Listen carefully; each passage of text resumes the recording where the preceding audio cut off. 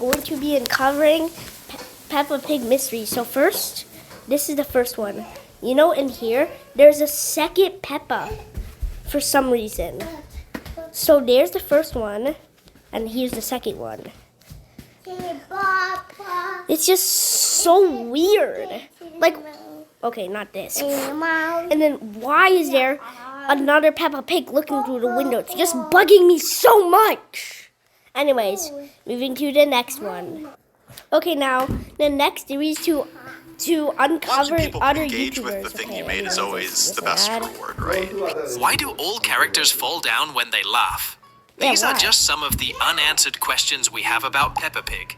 And in this video, we're going to look at some mysterious things in Peppa Pig that we need answers to.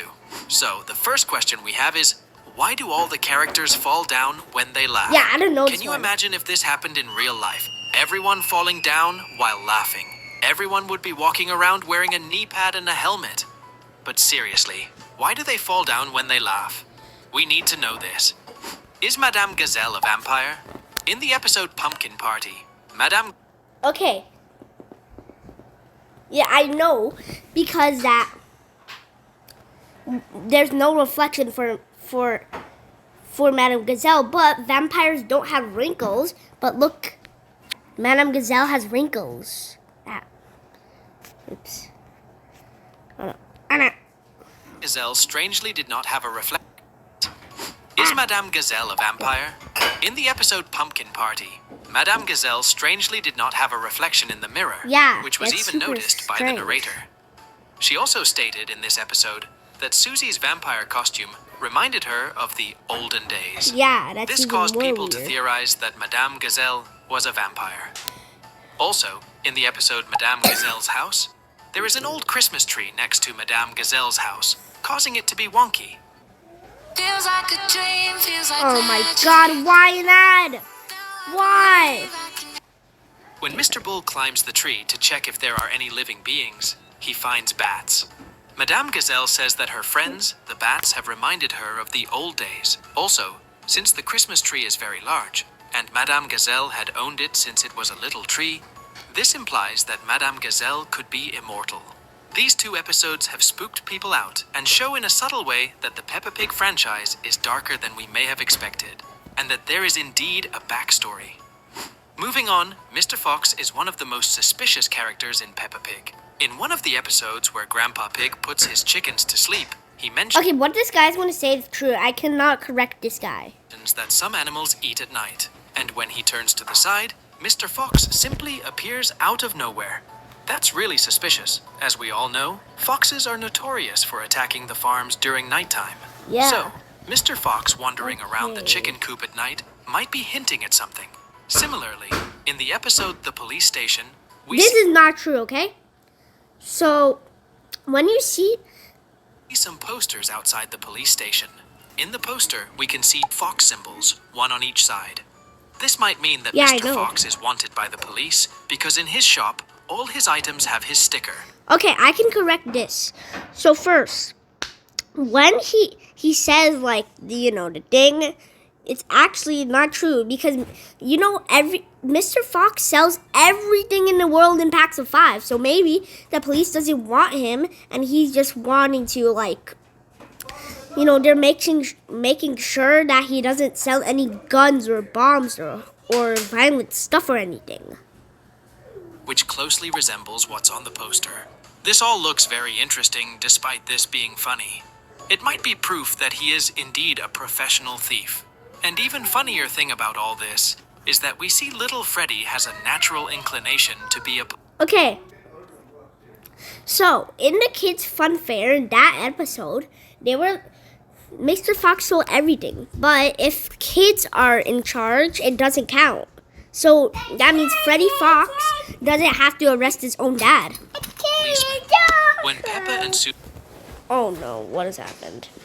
Okay, good. Susie are talking about the future, and we see what seems to be the girl's imagination showing them years ahead. They pass by adult Freddy, and he's already a policeman. Maybe Freddy will arrest Mr. Fox in the future. Who knows? Who knows? But one thing is sure, there's something fishy going on with Mr. Fox. In one of the episodes, the whole family is watching Mr. Potato on television. Mr. Potato is doing an exercise program. So in Peppa Pig's world, a potato is apparently a symbol for physical fitness. But here's where it gets really bizarre. Mr. Potato encourages his viewers to eat a healthy diet, which includes a lot of fruits and vegetables. Mr. Potato knows he's a vegetable, right? So, is this a talking animal in a costume? Or does Mr. Potato have the distinction of being the only ginormous living vegetable in this place? Pretty weird, isn't it? Now, let's talk about one of the most disturbing questions about Peppa Pig. In the episode The Fire Engine, we see Daddy Pig and his soccer team meeting for... I know I'm trying to correct corrections, but wait, where is it? Face. Wait. Now, let's talk about one of the most disturbing questions about Peppa Pig. What is that? What is that, Peppa Pig? What is that? In the episode The Fire Engine, we see Daddy Pig and his soccer team meeting for a barbecue. When we look at the characters in the barbecue, we can see that there is a zebra, a rabbit, and a pony who are vegetarians. But besides them, we also have Mr. Bull and Mr. Pig at this barbecue, and the two represent the two largest groups of meats used in barbecues worldwide. Maybe they're just using fish because there's no talking fish in Peppa Pig. So could they be using fish? Beef and pork. So, what kind of barbecue can a group of animals like this make? It's really disturbing to think about, isn't it? Or the canimals. Who knows? Anyone who's watched the show has surely noticed that the ground shakes when Daddy Pig jumps up and down. Yeah. And no one seems to notice all these little earthquakes. Okay, we know the characters are pigs, but maybe Daddy Pig should go on the Mr. Potato diet and slim down a bit. He's going to wreck the whole town if he keeps That's just mean. it up. As we know, Peppa is the elder sister of George, and George is clearly a lot younger than Peppa, but they're in the same class at school. That's a bit odd, don't you think? Maybe Georgie is exceptionally gifted, and what is that, George? What is that? And also, yeah. way ahead of the rest of his grade at school. What is that? He seems to be able to do all the things Peppa can do. Maybe that school, I mean, it's a play group. It's not actually a school. Are you blind or something, or can they just not hear? In class, so it's possible that he's a little piggy genius. Another theory is that Peppa has some sort of learning disability, and she's being held back a few grades. The show doesn't explicitly clarify this, leaving it open to interpretation. All the animal families live in houses on top of huge hills. The creators of the show said they drew the houses this way because they're supposed to resemble a kid's drawings.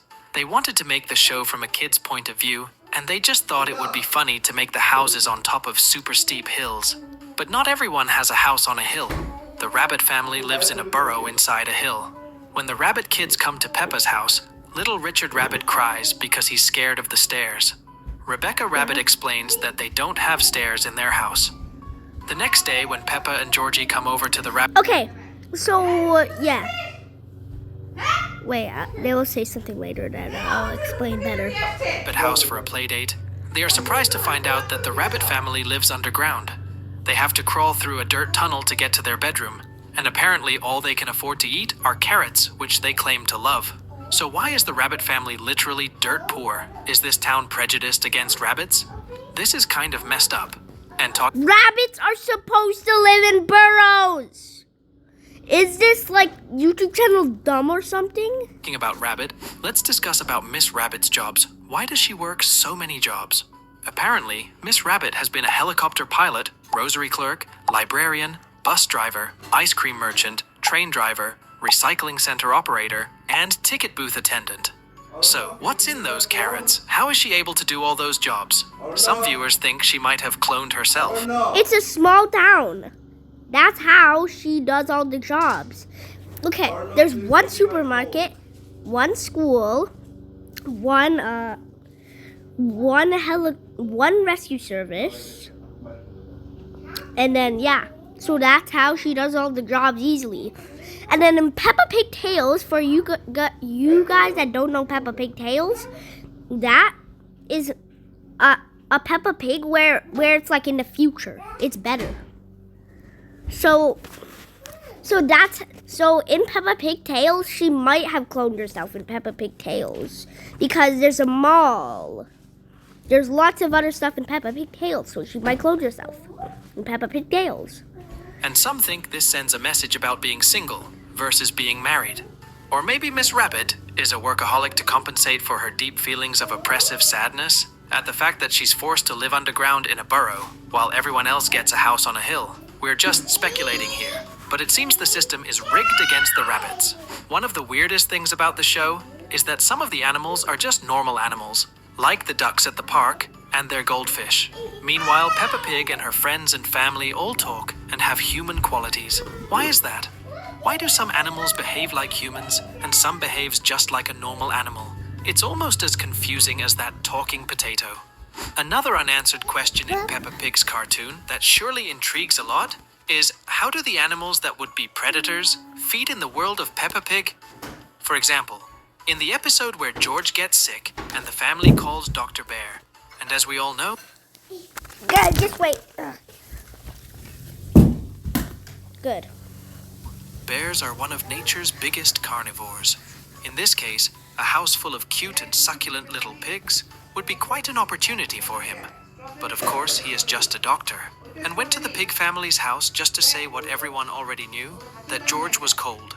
Besides Dr. Bear, we see that Daddy Pig was responsible for designing a house where a family of wolves would live, and in this episode, we even had a quick reference to the story of the 3 little pigs.